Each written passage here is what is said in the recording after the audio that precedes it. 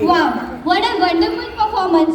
So, this is तर आता तुम्ही जे बघितलं ते होतं सिंधुताई सपकाळांचं अपार प्रेम त्यांच्या देशभरातल्या मुलांवर.